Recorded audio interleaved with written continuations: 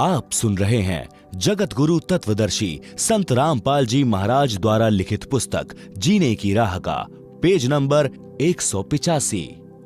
उत्तर परमेश्वर कबीर जी का। परमेश्वर कबीर जी ने धर्मदास को पवन तनय हनुमान जी को शरण में लेने का वृतांत बताया।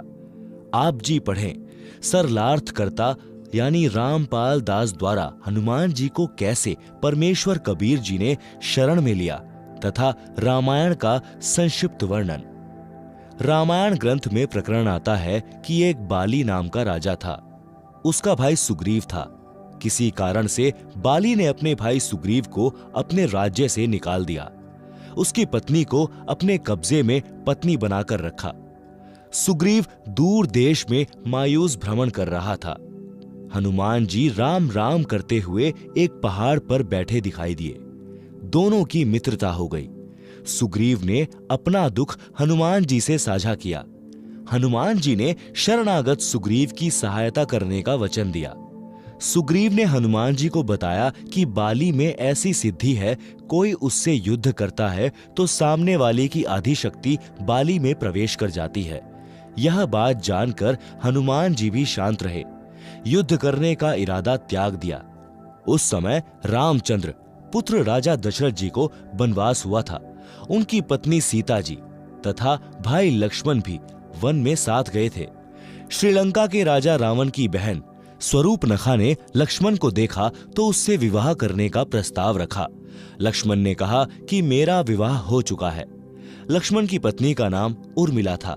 शूर्पनखा ने बार बार विवाह करने का आग्रह किया तो शेषनाग अवतार लक्ष्मण ने क्रोधवश उसका नाक काट दिया। शूर्पनखा ने अपनी दुर्दशा की दास्तां अपने भाई रावण से सुनाई और पूरा पता बताया। रावण ने प्रतिशोध लेने के लिए राम की पत्नी सीता का अपहरण करने की योजना बनाई। साधु वेश बनाकर अपने मामा मारीच के सहयोग से रावण ने सीता जी का अपहरण कर लिया। सीता जी की खोज में श्री राम जी तथा श्री लक्ष्मण जी वन वन भटक रहे थे। उसी समय उनको श्री हनुमान जी तथा श्री सुग्रीव जी मिले। आपस में परिचय हुआ। सुग्रीव ने श्री राम से अपना कष्ट बताया। श्री रामचंद्र जी ने शर्त रखी कि यदि मैं आपका राज्य आपको दिला दूं, तो आपको सीता की खोज तथा वापसी के लिए मेरा सहयोग करना होगा। बात पक्की हो गई। श्री रामचंद्र जी ने वृक्ष की ओट लेकर बाली को युद्ध करके मारकर सुग्रीव को राज तिलक कर दिया। सुग्रीव ने अपनी प्रतिज्ञा का पालन किया। सीता जी की खोज के लिए चारों दिशा में खोजी भेजे गए। जटायु पक्षी ने श्री राम को बताया कि सीता माता को लंकेश्वर रावण उठाकर ले गया। उससे मैंने माता को छुड़वाने की चेष्टा की तो मेरे पंख काट दिए। रावण से बातचीत करके सीता को लौटाने के लिए श्री राम जी ने हनुमान को राजदूत बनाया। श्री रामचंद्र जी ने श्री हनुमान जी को सीता को विश्वास दिलाने के लिए अपनी अंगूठी दी, जिस पर श्री राम लिखा था। सीता उस अंगूठी से हनुमान पर विश्वास कर सकती थी कि जो मुझसे मिलने आया है वह श्री राम का भेजा हुआ है। हनुमान जी श्री राम की मुंदरी लेकर आकाश मार्ग से उड़कर श्रीलंका में गए। रावण का एक 9 लखा बाग था। उसमें सीता जी को रावण राक्षस ने कैद कर रखा था। हनुमान जी ने सीता माता को अंगूठी देकर अपना विश्वास दिलाया। सीता जी ने अपना सर्व कष्ट जो राक्षस रावण दे रहा था हनुमान जी को बताया। सीता जी ने अपना कंगन यानी सुहाग का कड़ा हाथ से निकालकर हनुमान जी को दिया। कहा कि भाई, आप यह कंगन श्री राम जी को दिखाओगे तब उनको विश्वास होगा कि तुम सीता की खोज करके आए हो। हनुमान जी के साथ सीता जी ने आने से इनकार कर दिया कि मैं तेरे साथ नहीं चलूंगी। हनुमान जी ने फल खाने की इच्छा व्यक्त की तो सीता ने कहा, भाई, कोई फल झड़कर गिरा हो वह फल खा सकते हो, फल तोड़कर खाने का मुझे भी आदेश नहीं है। इस बात से शुद्ध होकर हनुमान जी ने पहले तो पेड़ को गिराया, फिर पके हुए फल खाए, फिर उस वृक्ष को समुद्र में फेंक दिया। ऐसे हनुमान जी ने रावण का 9 लखा बाग उजाड़ कर वृक्ष समुद्र में फेंक दिए। लंका के राजा रावण ने हनुमान की पूंछ पर कपड़े रुई बांधकर आग लगा दी थी। हनुमान ने अपनी दुम की अग्नि से रावण की लंका को आग के हवाले कर दिया। आप सुन रहे हैं जगत गुरु तत्वदर्शी संत रामपाल जी महाराज द्वारा लिखित पुस्तक जीने की राह का पेज नंबर 186। इसके पश्चात आकाश मार्ग से उड़कर समुद्र पार करके एक पहाड़ी पर उतरे। सुबह का समय था। पहाड़ पर जलाशय पवित्र जल से भरा था। पास ही बाग था जिसमें फलदार वृक्ष थे। हनुमान जी को भूख लगी थी। स्नान करने का विचार किया। कंगन को एक पत्थर पर रख दिया। स्नान करते समय भी हनुमान की एक आंख कंगन पर लगी थी। लंगूर बंदर आया, उसने कंगन उठाया और चल पड़ा। हनुमान जी को चिंता बनी कि कहीं बंदर इस कंगन को समुद्र में ना फेंक दे, मेरा परिश्रम पर पानी ना फिर जाए। अब लंका में जाने का रास्ता भी बंद हो गया है। अजीब परेशानी में हनुमान बंदर के पीछे पीछे चला। देखते देखते बंदर ने वह कंगन एक ऋषि की कुटिया के बाहर रखे एक घड़े में डाल दिया और आगे दौड़ गया। हनुमान जी ने राहत की श्वास ली। कलश में झांक कर कंगन निकालना चाहा तो देखा घड़े में एक जैसे अनेकों कंगन थे। हनुमान जी को फिर समस्या हुई। कंगन उठा उठा कर देखे, कोई अंतर नहीं पाया। अपना कंगन कौन सा है? कहीं मैं गलत कंगन ले जाऊं और श्री राम कहें यह कंगन सीता का नहीं है, मेरा प्रयत्न व्यर्थ हो जाएगा। सामने एक ऋषि हनुमान जी की परेशानी को देखकर मुस्कुरा रहा था। कुटिया के बाहर बैठा था। ऋषि जी बोले, आओ पवन पुत्र, किस समस्या में हो? हनुमान जी ने कहा कि ऋषि जी, श्री रामचंद्र जी की पत्नी को लंका का राजा रावण अपहरण करके ले गया है। मैं पता करके आया हूँ। ऋषि जी ने कहा कि कौन से नंबर वाले रामचंद्र की बात कर रहे हो? हनुमान जी को आश्चर्य हुआ कि ऋषि अपने होश हवास में है या भांग पी रखी है। हनुमान जी ने पूछा, हे ऋषि जी, क्या राम कहीं हैं? ऋषि जी ने कहा, हाँ, कहीं हो चुके हैं और आगे भी जन्मते मरते रहेंगे। हनुमान जी को ऋषि का व्यवहार उचित नहीं लगा, परंतु ऋषि जी से विवाद करना भी हित में नहीं जाना। ऋषि जी ने पूछा, आप फल खाओ, खाना बनाता हूं, भोजन खाओ, थके हो विश्राम करो। आप सुन रहे हैं जगत गुरु तत्वदर्शी संत रामपाल जी महाराज द्वारा लिखित पुस्तक जीने की राह का पेज नंबर 187। हनुमान जी ने कहा, ऋषि जी, मेरी तो चैन अमन ही समाप्त हो गई है। मेरे को सीता माता ने कंगन दिया था। उस कंगन के बिना श्री रामचंद्र जी को विश्वास नहीं होना कि सीता की खोज हो चुकी है। उस कंगन को पत्थर पर रखकर मैं स्नान कर रहा था। बंदर ने उठाकर घड़े में डाल दिया। मेरी पहचान में नहीं आ रहा कि वास्तविक कंगन कौन सा है। मेरे को तो सब एक जैसे लग रहे हैं।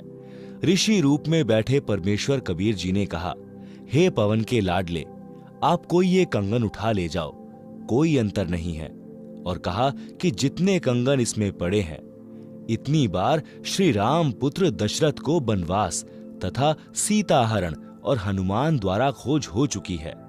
हनुमान जी ने कहा, ऋषि जी, यह बताओ, आपकी बात मानता हूं, पूछता हूं कि प्रत्येक बार सीता हरण, हनुमान का खोज करके कंगन लाना और बंदर द्वारा घड़े में डालना होता है, तो कंगन तो यहां रह गया, हनुमान लेकर क्या जाता है? ऋषि मुनींद्र जी ने कहा कि मैंने इस घड़े को आशीर्वाद दे रखा है कि जो वस्तु इसमें गिरे वह दो एक समान हो जाएं। यह कहकर ऋषि जी ने एक मिट्टी का कटोरा घड़े में डाला तो एक और कटोरा वैसा ही बन गया। ऋषि मुनींद्र जी ने कहा, हे हनुमान, आप एक कंगन ले जाओ, कोई परेशानी नहीं होगी। हनुमान जी के पास कोई अन्य विकल्प नहीं बचा था। उस घड़े से एक कंगन निकालकर उड़ चले।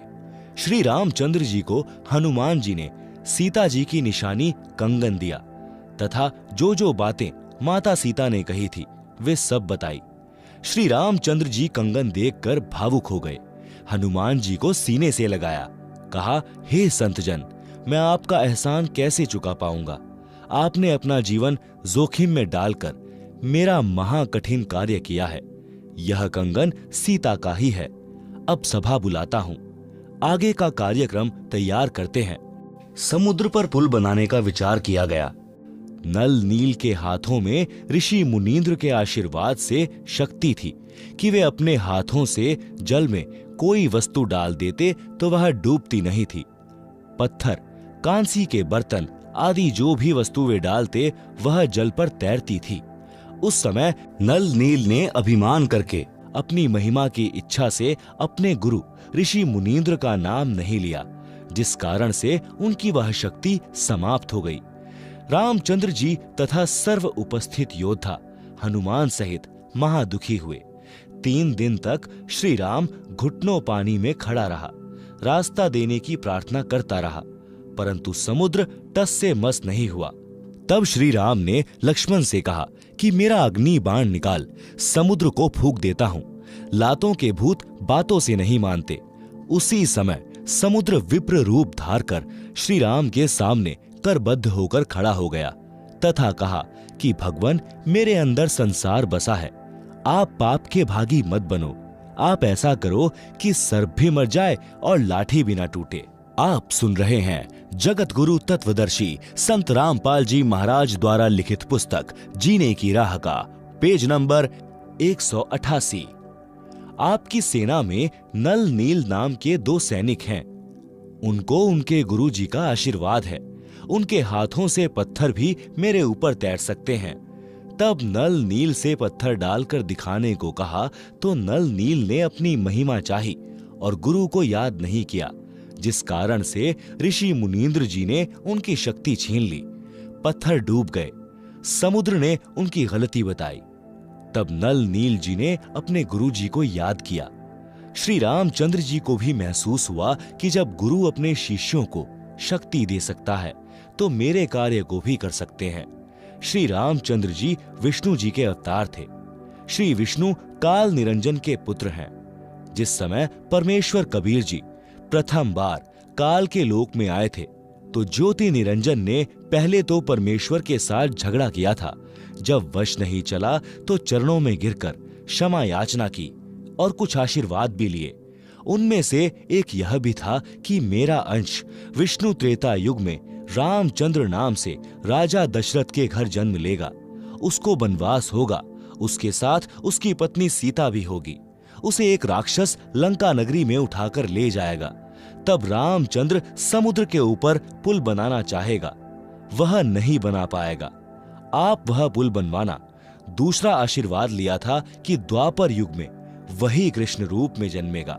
मृत्यु उपरांत वह जगन्नाथ नाम से पुरी नगर में समुद्र के किनारे मंदिर बनवाएगा। समुद्र उसको बनने नहीं देगा। आप उस मंदिर की समुद्र से रक्षा करना। परमेश्वर कबीर जी ने कहा था कि मैं वह कार्य करूंगा।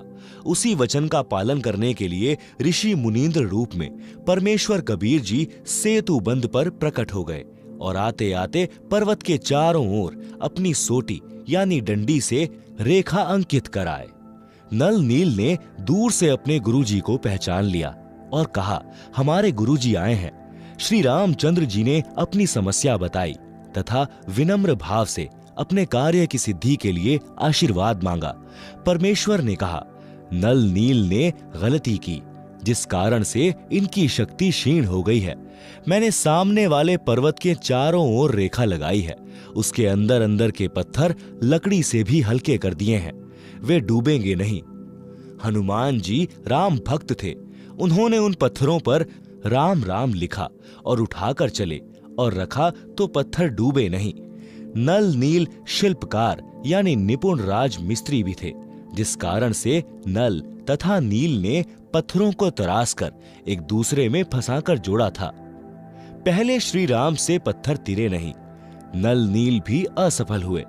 हनुमान खड़ा खड़ा राम राम ही कर रहा था। चाहता भी था कि पत्थर तैरे, परंतु सब व्यर्थ हुआ। ऋषि मुनींद्र जी यानी कबीर जी ने पत्थर हल्के किए थे, जिस कारण से पत्थर समुद्र में डूबे नहीं थे। हनुमान जी तो अपना राम राम का पाठ करने के लिए श्रद्धा से राम राम पत्थरों पर लिख रहे थे। वे तो जहां भी बैठते थे वहीं पेड़ पौधों पर राम राम लिखते रहते थे। हनुमान जी तो श्री रामचंद्र जी पुत्र दशरथ को जानते भी नहीं थे। उससे पहले भी राम राम का जाप किया करते थे।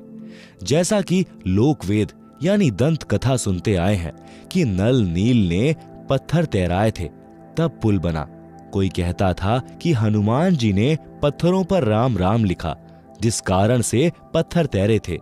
यह भी सुनते थे कि श्री राम ने पत्थर तैराए थे। कारण यह रहा है कि जो बातें पत्थर तैराने की हुई थी और मुनीन्द्र ऋषि जी ने कहा था कि मैंने पर्वत का पत्थर हल्का कर दिया है, यह वार्ता 20 से 30 व्यक्तियों के समक्ष हुई थी। शेष करोड़ों व्यक्ति युद्ध के लिए आए थे। वे तो आज्ञा मिलते ही पत्थर लाने लगे। उन्होंने देखा कि हनुमान जी राम राम लिख रहे थे।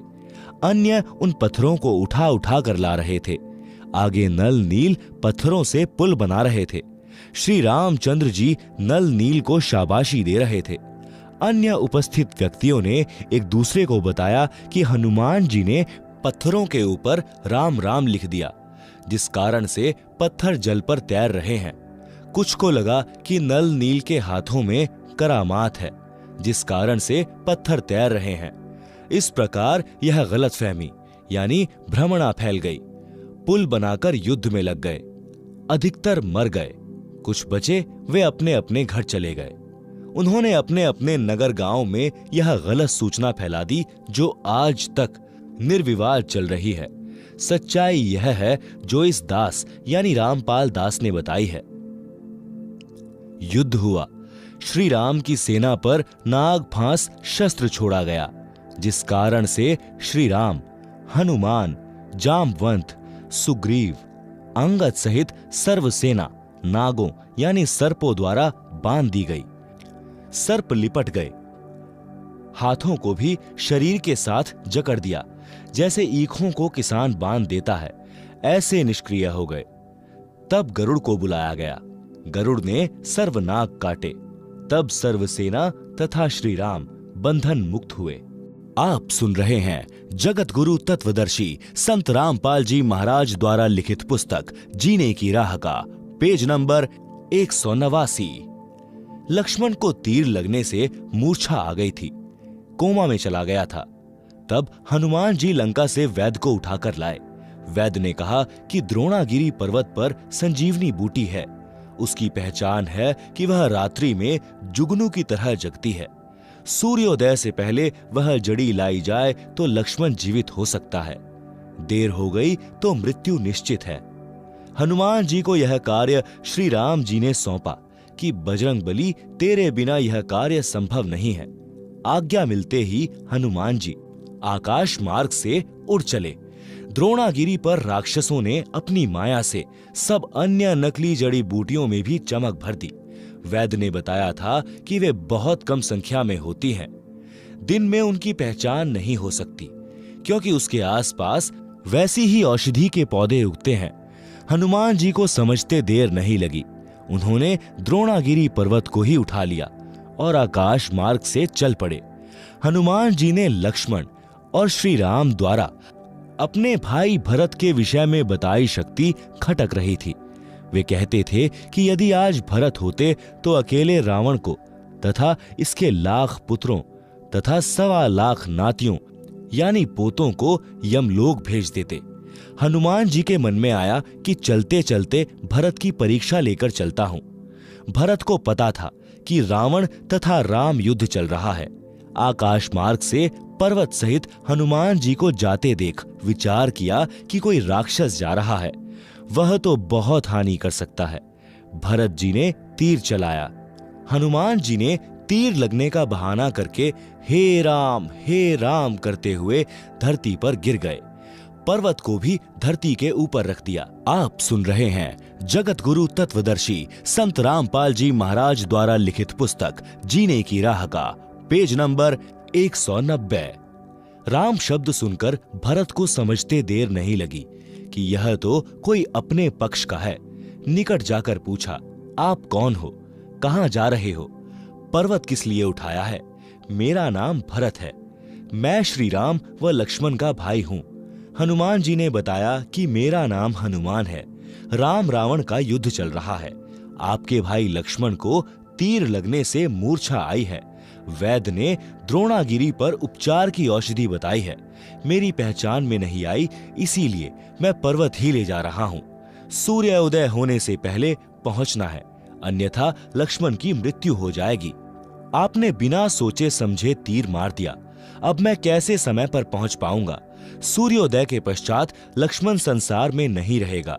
भरत ने तीर मारने का कारण बताया तथा कहा, हे अंजनी के लाल, चिंता ना करो, आप द्रोणागिरी को उठाओ और बाण के अग्रभाग पर बैठो।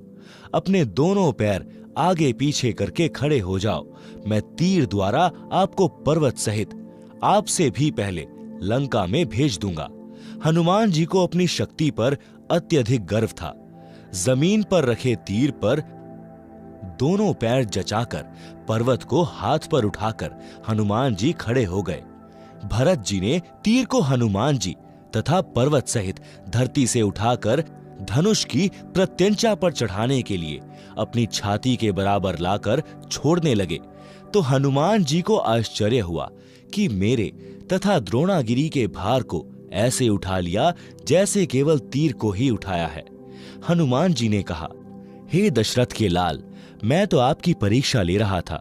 मैं स्वस्थ हूं, मैं स्वयं उड़कर समय से पहले पहुंच जाऊंगा। आपकी प्रशंसा आपके दोनों भाई किया करते थे। यदि भरत होता तो अकेला ही रावण तथा रावण की सेना के लिए पर्याप्त था। मेरे को उनकी बातों पर विश्वास नहीं हो पा रहा था। आज अपनी आंखों देख रहा हूं, आप वास्तव में शूरवीर तथा बलवान हो। आपने मेरा भी अभिमान चकनाचूर कर दिया। यह कहकर हनुमान जी उस तीर से ही छलांग लगाकर उड़ गए। उस समय तीर टस से मस नहीं हुआ। विचार करने की बात है, यदि कोई भार उठाता है तो दोनों हाथों से या एक हाथ से पकड़कर उठा लेता है, परंतु उसी भार को किसी डंडे से उठाना चाहे तो कदापि नहीं उठा सकता। थोड़े भार को ही डंडे से उठा सकता है। भरत जी ने महाबली हनुमान जी तथा द्रोणागिरी को धरती से 50 फुट ऊपर उठा दिया। त्रेता युग में मनुष्य की ऊंचाई लगभग 70 या 80 फुट होती थी। यह कोई सामान्य बात नहीं है। कोई किसी व्यक्ति को डंडे से उठाकर देखे, कैसा महसूस होगा? लक्ष्मण को वैद्य ने संजीवनी औषधि पिलाकर स्वस्थ किया। युद्ध हुआ, रावण मारा गया। रावण ने प्रभु शिव की भक्ति की थी। अपने 10 बार शीश काटकर शिव जी को भेंट किए थे। 10 बार शिव जी ने उसको वापस कर दिए तथा आशीर्वाद दिया कि तेरी मृत्यु 10 बार गर्दन काटने के पश्चात होगी। रावण के 10 बार सिर काटे गए थे। फिर नाभि में तीर लगने से, नाभि अमृत नष्ट होने से रावण का वध हुआ था। 10 बार सिर कटे, 10 बार वापस सिर धड़ पर लग गए। फिर विभीषण के बताने पर कि रावण की नाभि में अमृत है, रामचंद्र ने रावण की नाभि में तीर मारने की पूरी कोशिश कर ली थी, परंतु रावण का ध्यान भी वहीं केंद्रित था कि नाभि पर तीर न लगे। रामचंद्र जी ने परमेश्वर को याद किया कि इस राक्षस को मारो, मेरी सहायता करो। हे महादेव, हे देवों के देव, हे महाप्रभु, मेरी सहायता करो। आपकी बेटी यानी सीता महाकष्ट में है। आपके बच्चे 33 करोड़ देवता भी इसी राक्षस ने जेल में डाल रखे हैं। परमेश्वर कबीर जी ने उसी समय गुप्त रूप में रामचंद्र के हाथों पर अपने सूक्ष्म हाथ रखे और तीर रावण की नाभि में मारा। तब रावण मरा। आप सुन रहे हैं जगत गुरु तत्वदर्शी संत रामपाल जी महाराज द्वारा लिखित पुस्तक जीने की राह का पेज नंबर 191। परमेश्वर कबीर जी की प्राप्ति के पश्चात संत गरीबदास जी गांव छुड़ानी, जिला झज्जर, हरियाणा प्रांत ने परमेश्वर कबीर जी की महिमा बताई है। कबीर जी ने बताया है कि कह मेरे हंस को दुख ना दीजे कोय, संत दुखाए मैं दुखी, मेरा आपा भी दुखी होए। पहुंचूंगा क्षण एक मैं जन अपने के हेत, 33 कोटि की बंध छुटाई रावण मारा खेत। जो मेरे संत को दुखी करे वाका खोऊं वंश, हिरणाकुश उदर विदारिया मैं ही मारा कंस। राम कृष्ण कबीर के शहजादे, भक्ति हेत भय प्यादे। शब्दार्थ।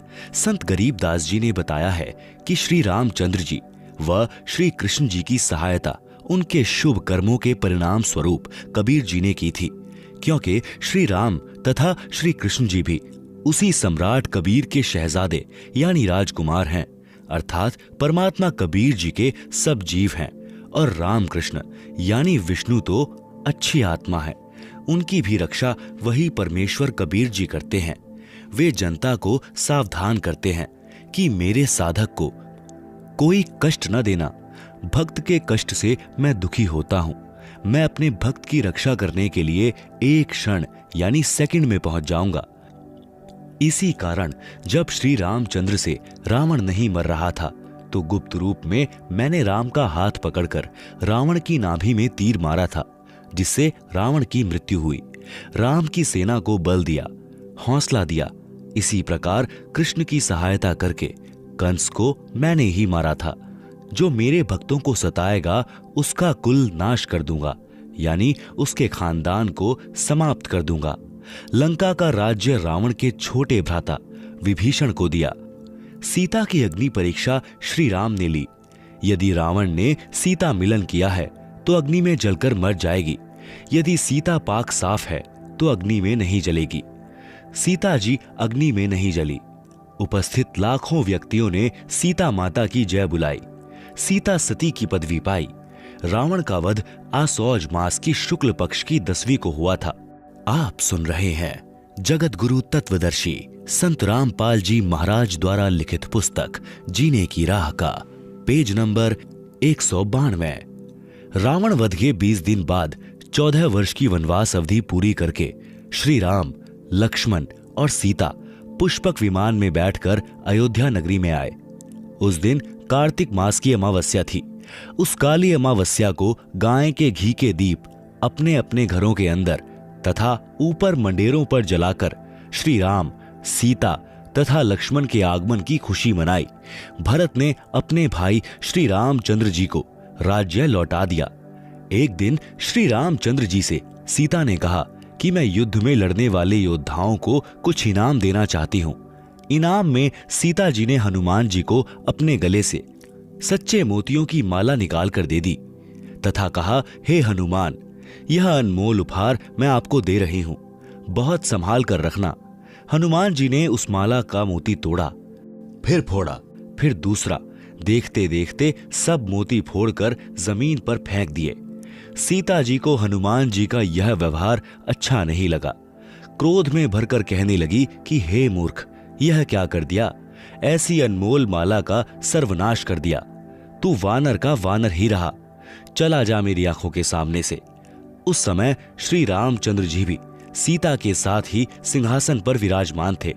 उन्होंने भी हनुमान के इस व्यवहार को अच्छा नहीं माना और चुप रहे। हनुमान जी ने कहा, माता जी, जिस वस्तु में राम नाम अंकित नहीं है वह मेरे किसी काम की नहीं है। मैंने मोती फोड़कर देखे हैं, इनमें राम नाम नहीं निकला, इसलिए मेरे काम की नहीं है। सीता जी ने कहा, क्या तेरे शरीर में राम नाम लिखा है? फिर इस शरीर को किस लिए साथ लिए है? इसको फेंक दे फाड़ कर। उसी समय हनुमान जी ने अपना सीना चाक यानी चीर कर दिखाया। उसमें राम राम लिखा था।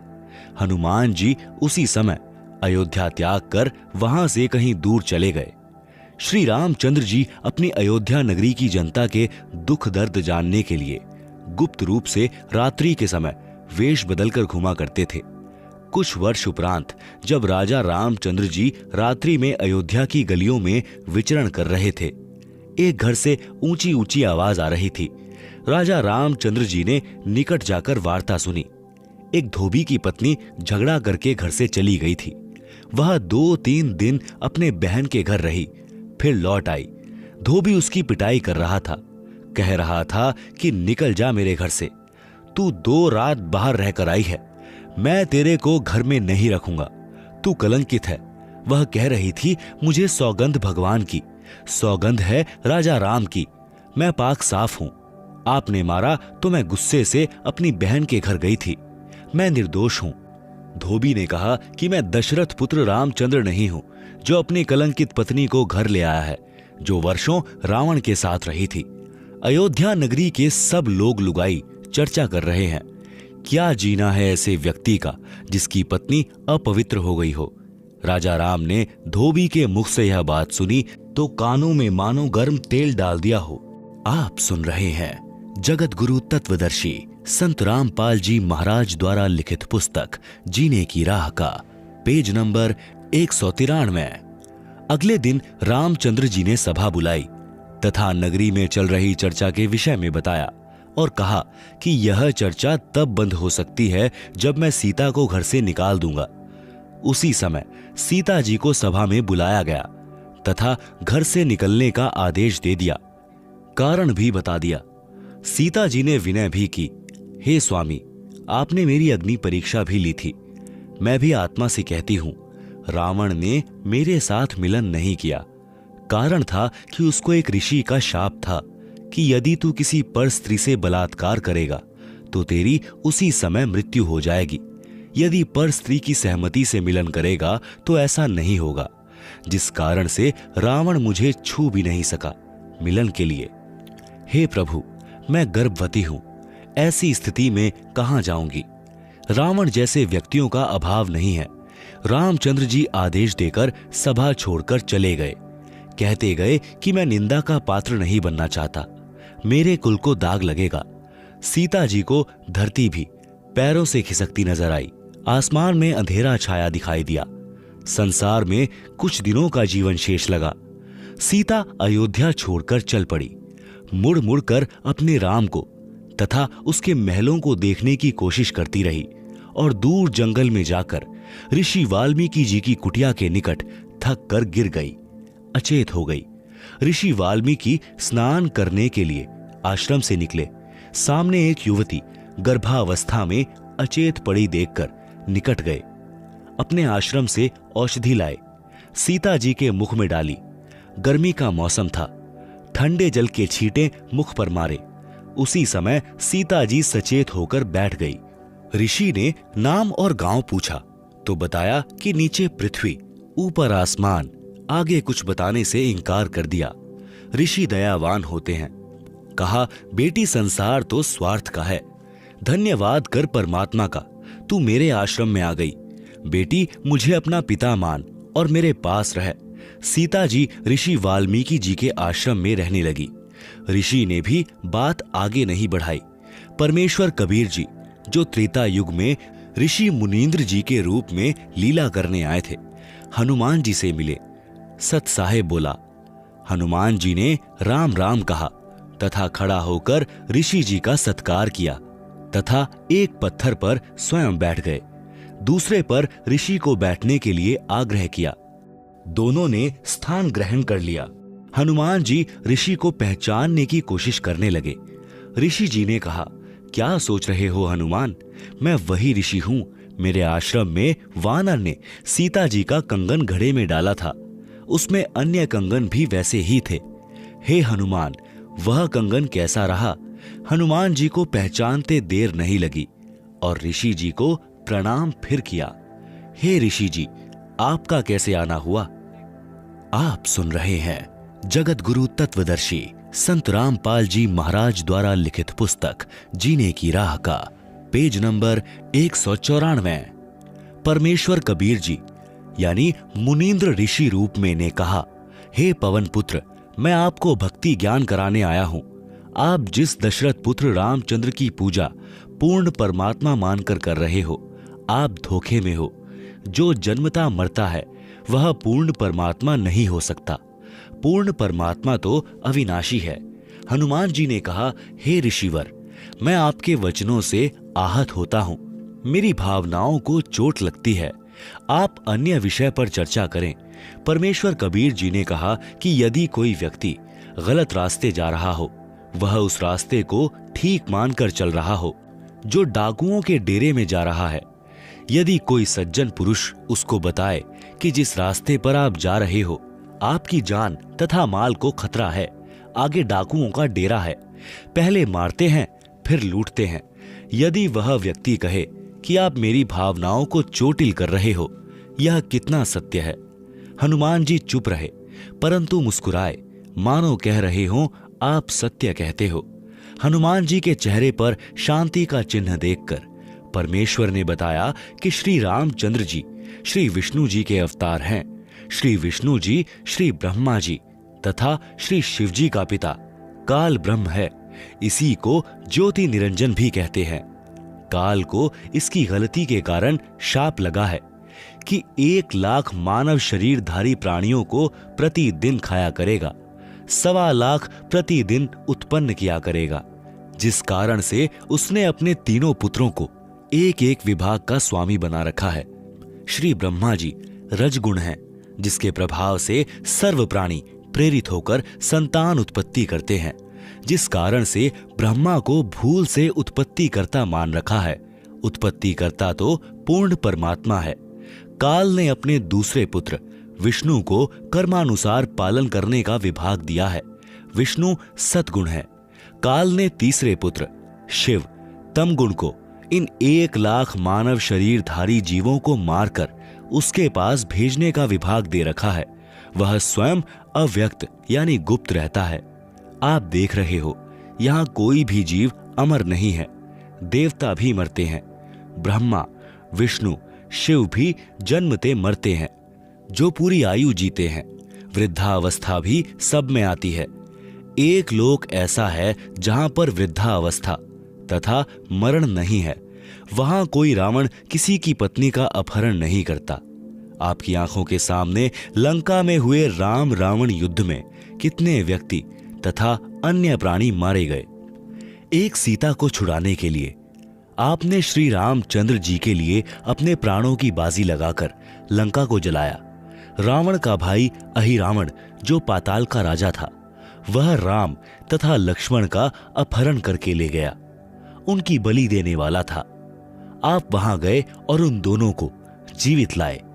आप ही बताएं, वे परमात्मा हैं। जिस समय नाग फांस शस्त्र के छोड़ने से सर्पों ने श्री राम तथा आप तथा सर्व सेना व लक्ष्मण तक बांध दिया था। सर्प आप सबको जकड़े हुए थे। आप सब विवश थे। कुछ समय में आप सबको रावण की सेना आसानी से काट डालती। उस समय गरुड़ को पुकारा गया, उसने नागों को काटा। आप तथा रामचंद्र बंधन मुक्त हुए। यदि परमात्मा इतना विवश है कि अपना बंधन नहीं काट सका, तो पुजारियों का क्या होगा? विचार करो। काटे बंधन विपत में कठिन कियो संग्राम, चिन्हो रे नर प्राणियों गरुड़ बड़ों के राम। शब्दार्थ। इस वाणी का शब्दार्थ ऊपर किया है। आप सुन रहे हैं जगत गुरु तत्वदर्शी संत रामपाल जी महाराज द्वारा लिखित पुस्तक जीने की राह का पेज नंबर 195। हनुमान जी ने कहा, ऋषि जी, समुद्र पर पुल बनाना क्या आम आदमी का कार्य है? यह परमात्मा बिना नहीं बनाया जा सकता। समंदर पाटी लंका गयो, सीता को भरतार, अगस्त ऋषि सातों पिए, इनमें कौन करतार। शब्दार्थ। यदि आप समुद्र के ऊपर सेतु बनाने से श्री रामचंद्र जी को परमात्मा मानते हो, तो अगस्त ऋषि ने सातों सागरों को पी लिया था। इनमें कौन है परमात्मा? ऋषि मुनींद्र जी ने बताया कि आप भूल गए क्या? एक ऋषि आए थे। उन्होंने एक पर्वत के पत्थरों को अपनी डंडी से रेखा खींचकर हल्का किया था। तब पत्थर तैरे थे, तब पुल बना था। रामचंद्र तो 3 दिन से रास्ता मांग रहे थे। समुद्र ने ही बताया था नल नील के विषय में। हनुमान जी ने कहा कि वह तो विश्वकर्मा जी थे, जो वेश बदलकर श्री रामचंद्र जी के बुलाने पर आए थे। परमेश्वर कबीर जी ने कहा कि विश्वकर्मा जी तो पुल का निर्माण कर सकते हैं, जल के ऊपर पत्थर नहीं तैरा सकते। नल नील के हाथों में शक्ति थी। उनके हाथों से डाली गई वस्तु जल के ऊपर तैरा करती थी। उस दिन उनमें अभिमान आ गया था। उनकी शक्ति समाप्त हो गई थी। वह आशीर्वाद मेरा ही था। हनुमान जी ने कहा, क्या आप ऋषि मुनींद्र जी हैं? परमेश्वर जी ने कहा, हाँ। मुनींद्र जी ने कहा कि आपने अपने प्राणों की परवाह न करके राम जी के लिए क्या नहीं किया।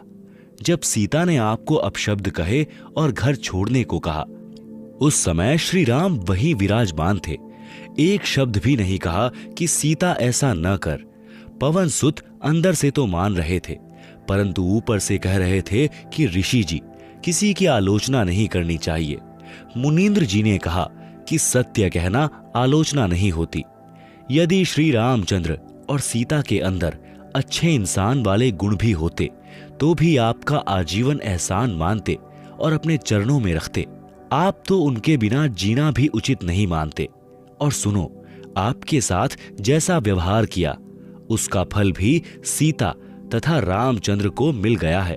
कुछ वर्षों के पश्चात सीता को श्री राम ने घर से निकाल दिया। उस समय वह गर्भवती थी। यह सुनकर हनुमान की आंखों से आंसू निकल आए और ऋषि जी के चरणों में गिर गए। कुछ नहीं बोले। अयोध्या वासियों ने 2 वर्ष दीपावली और दशहरा मनाया था। उसके पश्चात बंद कर दिया था कि जिस देवी के लिए रावण मारा, आज वह फिर कितने रावणों का कष्ट झेलेगी। दीपमाला खुशी का प्रतीक है। जब राजा और रानी भिन्न भिन्न हो गए तो ना दीपावली राजा को अच्छी लगे और ना प्रजा को। इसलिए दीपावली का पर्व उस समय से बंद हो गया था जो 2 वर्ष मनाया था। उसी के आधार से भोली जनता यह पर्व मना रही है। आप सुन रहे हैं जगत गुरु तत्वदर्शी संत रामपाल जी महाराज द्वारा लिखित पुस्तक जीने की राह का पेज नंबर 196। इसी प्रकार दशहरा तथा रावण दहन की परंपरा चली आ रही है। यदि किसी के घर पर किसी जवान की मृत्यु हो जाती है तो वह परिवार तथा रिश्तेदार कोई त्योहार नहीं मनाते। हनुमान जी ने कहा, प्रभु परमेश्वर की चर्चा करो। कबीर परमेश्वर जी ने सृष्टि रचना सुनाई। सत्य कथा सुनकर हनुमान जी गदगद हुए। सत्यलोक देखने की प्रार्थना की। परमेश्वर आकाश में उड़ गए। हनुमान जी देख रहे थे। कुछ देर अंतर्ध्यान हो गए। हनुमान जी चिंतित हो गए कि अब ये ऋषि कैसे मिलेंगे। इतने में आकाश में विशेष प्रकाश दिखाई दिया। हनुमान जी को दिव्य दृष्टि देकर सतलोक दिखाया। ऋषि मुनींद्र जी सिंहासन पर बैठे दिखाई दिए। उनके शरीर का प्रकाश अत्यधिक था। सिर पर मुकुट तथा राजाओं की तरह छत्र था। कुछ देर वह दृश्य दिखाकर दिव्य दृष्टि समाप्त कर दी। मुनींद्र जी नीचे आए। हनुमान जी को विश्वास हुआ कि ये परमेश्वर हैं। सत्यलोक सुख का स्थान है। परमेश्वर कबीर जी से दीक्षा ली। अपना जीवन धन्य किया। मुक्ति के अधिकारी हुए। इस प्रकार पवित्र आत्मा परमार्थी स्वभाव हनुमान जी को परमेश्वर कबीर जी ने अपनी शरण में लिया। परमार्थी आत्मा को संसार तथा काल के स्वामी भले ही परोपकार का फल नहीं देते, परंतु परमेश्वर ऐसी आत्माओं को शरण में अवश्य लेते हैं, क्योंकि ऐसी आत्मा ही परम भक्त बनकर भक्ति करते हैं और मोक्ष प्राप्त करते हैं। संसारिक व्यक्ति जो परमार्थी को धोखा देते हैं वे आजीवन कष्टमय जीवन व्यतीत करते हैं। श्री रामचंद्र जी को अंत समय में अपने ही पुत्रों लव तथा कुश से पराजय का मुंह देखना पड़ा। सीता जी ने उनके दर्शन करना भी उचित नहीं समझा। देखते देखते पृथ्वी में समा गई। इस ग्लानि से श्री रामचंद्र जी ने अयोध्या के पास बह रही सरयू नदी में छलांग लगाकर अपनी जीवन लीला जल समाधि लेकर समाप्त की। परमार्थी हनुमान जी को निस्वार्थ दुखियों की सहायता करने का फल मिला। परमात्मा स्वयं आए, मोक्ष मार्ग बताया, जीव का कल्याण हुआ। हनुमान जी फिर मानव जीवन प्राप्त करेंगे। तब परमेश्वर कबीर जी उनको शरण में लेकर मुक्त करेंगे। उस आत्मा में सत्य भक्ति बीज डल चुका है।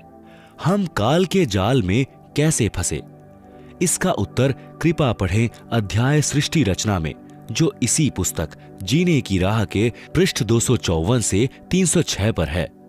कबीर परमेश्वर जी की काल से वार्ता। अब हम काल ब्रह्म के लोक में रह रहे हैं। आत्मा के ऊपर स्थूल आदि आदि शरीर चढ़ाकर काल ने जीव बना दिए हैं। इसने जीव को भ्रमित किया है। पूर्ण परमात्मा जो आत्मा का जनक है भुला दिया है। स्वयं को परमात्मा सिद्ध किए है। यह परमात्मा के अंश जीवात्मा को परेशान करता है ताकि परमात्मा दुखी होए। यही मन रूप में प्रत्येक आत्मा के साथ रहता है, गलती करवाता है। दंड जीवात्मा भोगती है, जैसे शराब आदि आदि नशे की लत लगवाना, बलात्कार यानी रेप करवाना और अन्य पाप करवाना। यह मन की प्रेरणा से काल करवाता है। जब आप जी लेखक यानी संत रामपाल से दीक्षा लोगे तब यह सीधा चलेगा, क्योंकि जीवात्मा के साथ परमात्मा की शक्ति रहने लगती है। आत्मा को तत्वज्ञान से विवेक हो जाता है। परमात्मा की शक्ति के कारण आत्मा दृढ़ हो जाती है। काल ब्रह्म केवल कबीर परमात्मा से डरता है। परमेश्वर कबीर जी की प्राप्ति के पश्चात संत गरीबदास जी गांव छुड़ानी, जिला झज्जर, हरियाणा प्रांत ने परमेश्वर कबीर जी की महिमा बताई है। काल डरे करतार से, जय जय जय जगदीश, जौरा जोड़ी झाड़ता, पग रज डारे शीश। काल जो पीसे पीसना, जौरा है पनिहार। ये दो असल मजदूर हैं सतगुरु कबीर के दरबार। आप सुन रहे हैं जगत गुरु तत्वदर्शी संत रामपाल जी महाराज द्वारा लिखित पुस्तक जीने की राह का पेज नंबर 197। भावार्थ स्पष्ट है। परमात्मा कबीर जी हमारी आत्मा को काल जाल से निकालने के लिए प्रयत्न कर रहे हैं। काल ब्रह्म फंसाने का प्रयत्न करता है। आगे के प्रकरण में प्रत्यक्ष प्रमाण है। जब परमेश्वर ने सर्व ब्रह्मांडों की रचना की और अपने लोक में विश्राम करने लगे, उसके बाद हम सभी काल के ब्रह्मांड में रहकर अपना किया हुआ कर्म दंड भोगने लगे और बहुत दुखी रहने लगे। सुख व शांति की खोज में भटकने लगे और हमें अपने निज घर सतलोक की याद सताने लगी तथा वहां जाने के लिए भक्ति प्रारंभ की। किसी ने चारों वेदों को कंठस्थ किया तो कोई उग्र तप करने लगा और हवन यज्ञ, ध्यान, समाधि आदि क्रियाएं प्रारंभ की, लेकिन अपने निज घर सतलोक नहीं जा सके, क्योंकि उपरोक्त क्रियाएं करने से अगले जन्मों में अच्छे समृद्ध जीवन को प्राप्त होकर, यानी जैसे राजा महाराजा, बड़ा व्यापारी, अधिकारी, देव महादेव, स्वर्ग महास्वर्ग आदि वापिस लख 84 भोगने लगे, बहुत परेशान रहने लगे और परम पिता परमेश्वर से प्रार्थना करने लगे कि हे दयालु, हमें निज घर का रास्ता दिखाओ। हम हृदय से आपकी भक्ति करते हैं, आप हमें दर्शन क्यों नहीं दे रहे हो। यह वृतांत कबीर साहब ने धर्मदास जी को बताते हुए कहा कि धर्मदास, इन जीवों की पुकार सुनकर मैं अपने सतलोक से जोगजीत का रूप बनाकर काल लोक में आया। तब 21वें ब्रह्मांड में, जहां काल का निज घर है, वहां पर तप्तशिला पर जीवों को भूनकर सूक्ष्म शरीर से पदार्थ निकाला जा रहा था। मेरे पहुंचने के बाद उन जीवों की जलन समाप्त हो गई। उन्होंने मुझे देखकर कहा कि हे पुरुष, आप कौन हो? आपके दर्शन मात्र से ही हमें बड़ा सुख व शांति का आभास हो रहा है। तब मैंने बताया कि मैं पार ब्रह्म परमेश्वर कबीर हूं। आप सब जीव मेरे लोक से आकर काल ब्रह्म के लोक में फंस गए हो। यह काल रोजाना 1 लाख मानव के सूक्ष्म शरीर से पदार्थ निकाल कर खाता है और बाद में नाना प्रकार की योनियों में दंड भोगने के लिए छोड़ देता है। तब वे जीवात्माएं कहने लगी कि हे दयालु परमेश्वर, हमें इस काल की जेल से छुड़वाओ। मैंने बताया कि ये 21 ब्रह्मांड काल ने 3 बार तप करके मेरे से प्राप्त किए हुए हैं। जो आप यहाँ सब वस्तुओं का प्रयोग कर रहे हो, ये सभी काल की हैं और आप सब अपनी इच्छा से घूमने के लिए आए हो। इसलिए अब आपके ऊपर काल ब्रह्म का बहुत ज्यादा ऋण हो चुका है और वह ऋण मेरे सच्चे नाम के जाप के बिना नहीं उतर सकता। आप सुन रहे हैं जगत गुरु तत्वदर्शी संत रामपाल जी महाराज द्वारा लिखित पुस्तक जीने की राह का पेज नंबर 198। जब तक आप ऋण मुक्त नहीं हो सकते, तब तक आप काल ब्रह्म की जेल से बाहर नहीं जा सकते। इसके लिए आपको मुझसे नाम उपदेश लेकर भक्ति करनी होगी, तब मैं आपको छुड़वा कर ले आऊंगा। हम यह वार्ता कर ही रहे थे कि वहां पर काल ब्रह्म प्रकट हो गया और उसने बहुत क्रोधित होकर मेरे ऊपर हमला बोला। मैंने अपनी शब्द शक्ति से उसको मूर्छित कर दिया। फिर कुछ समय बाद वह होश में आया, मेरे चरणों में गिरकर क्षमा याचना करने लगा और बोला कि आप मुझसे बड़े हो, मुझ पर कुछ दया करो और यह बताओ कि आप मेरे लोक में क्यों आए हो। तब मैंने काल पुरुष को बताया कि कुछ जीवात्माएं भक्ति करके अपने निज घर सतलोक में वापस जाना चाहती हैं। उन्हें सत भक्ति मार्ग नहीं मिल रहा है, इसलिए वे भक्ति करने के बाद भी इसी लोक में रह जाती हैं। मैं उनको सत भक्ति मार्ग बताने के लिए और तेरा भेद देने के लिए आया हूं कि तू काल है, 1,00,000 जीवों का आहार करता है और 1,25,00,000 जीवों को उत्पन्न करता है तथा भगवान बनकर बैठा है। मैं इनको बताऊंगा कि तुम जिसकी भक्ति करते हो वह भगवान नहीं काल है।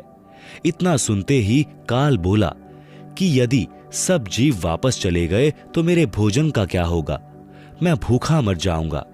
आपसे मेरी प्रार्थना है कि 3 युगों में जीव कम संख्या में ले जाना और सबको मेरा भेद मत देना कि मैं काल हूं, सबको खाता हूं।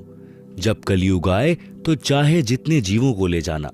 ये वचन काल ने मुझसे प्राप्त कर लिए। कबीर साहब ने धर्मदास को आगे बताते हुए कहा कि सतयुग, त्रेता युग, द्वापर युग में भी मैं आया था और बहुत जीवों को सतलोक लेकर गया, लेकिन इसका भेद नहीं बताया। अब मैं कलयुग में आया हूं और काल से मेरी वार्ता हुई है। काल ब्रह्म ने मुझसे कहा कि अब आप चाहे जितना जोर लगा लेना, आपकी बात कोई नहीं सुनेगा। प्रथम तो मैंने जीव को भक्ति के लायक ही नहीं छोड़ा है। उनमें बीड़ी, सिगरेट, शराब, मांस आदि दुर्व्यसन की आदत डालकर इनकी वृत्ति को बिगाड़ दिया है। नाना प्रकार की पाखंड पूजा में जीवात्माओं को लगा दिया है। दूसरी बात यह होगी कि जब आप अपना ज्ञान देकर वापिस अपने लोक में चले जाओगे, तब मैं यानी काल अपने दूत भेजकर आपके पंथ से मिलते जुलते 12 पंथ चलाकर जीवों को भ्रमित कर दूंगा। महिमा सतलोक की बताएंगे, आपका ज्ञान कथेंगे, लेकिन नाम जाप मेरा करेंगे, जिसके परिणाम स्वरूप मेरा ही भोजन बनेंगे। यह बात सुनकर कबीर साहब ने कहा कि आप अपनी कोशिश करना, मैं सतमार्ग बताकर ही वापस जाऊंगा और जो मेरा ज्ञान सुन लेगा वह तेरे बहकावे में कभी नहीं आएगा। सद्गुरु कबीर साहब ने कहा कि हे निरंजन, यदि मैं चाहूं तो तेरे सारे खेल को क्षण भर में समाप्त कर सकता हूं, परंतु ऐसा करने से मेरा वचन भंग होता है। यह सोचकर मैं अपने प्यारे हंसों को यथार्थ ज्ञान देकर शब्द का बल प्रदान करके सतलोक ले जाऊंगा। और कहा कि कहो कबीर सुनो धर्मराया, हम शंखों हंसा पद पर साया, जिन लीन्हा हमरा प्रवाणा, सो हंसा हम किए अमाना। आप सुन रहे हैं जगत गुरु तत्वदर्शी संत रामपाल जी महाराज द्वारा लिखित पुस्तक जीने की राह का पेज नंबर 199। पवित्र कबीर सागर में जीवों को भूल भुलैया में डालने के लिए तथा अपनी भूख को मिटाने के लिए तरह तरह के तरीकों का वर्णन।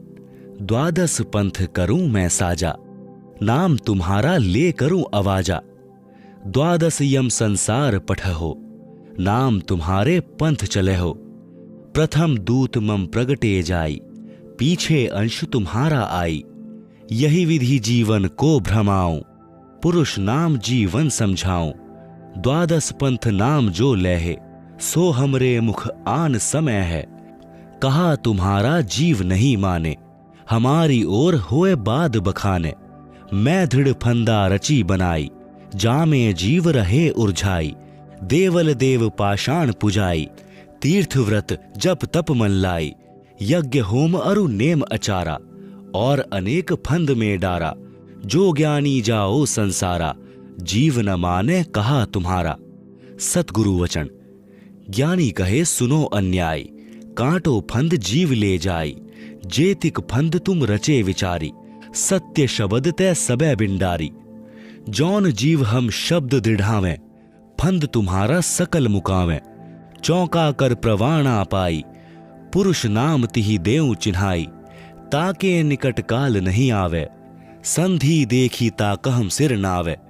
उपरोक्त विवरण से सिद्ध होता है कि जो अनेक पंथ चले हुए हैं, जिनके पास कबीर साहिब द्वारा बताया हुआ सत भक्ति मार्ग नहीं है, ये सब काल प्रेरित हैं। अतः बुद्धिमान को चाहिए कि सोच विचार कर भक्ति मार्ग अपनाए, क्योंकि मनुष्य जन्म अनमोल है, यह बार बार नहीं मिलता।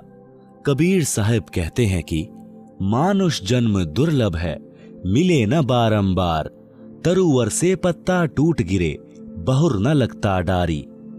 काल निरंजन द्वारा कबीर जी से तीनों युगों में कम जीव ले जाने का वचन लेना। विस्तृत व संपूर्ण वर्णन। प्रश्न, कबीर जी के नाम से चले 12 पंथों के वास्तविक मुखिया कौन है और 13वां पंथ कौन चलाएगा? उत्तर, जैसा कि कबीर सागर के संशोधनकर्ता स्वामी युगलानंद यानी बिहारी जी ने दुख व्यक्त किया है कि समय समय पर कबीर जी के ग्रंथों से छेड़छाड़ करके उनकी बुरी दशा कर रखी है।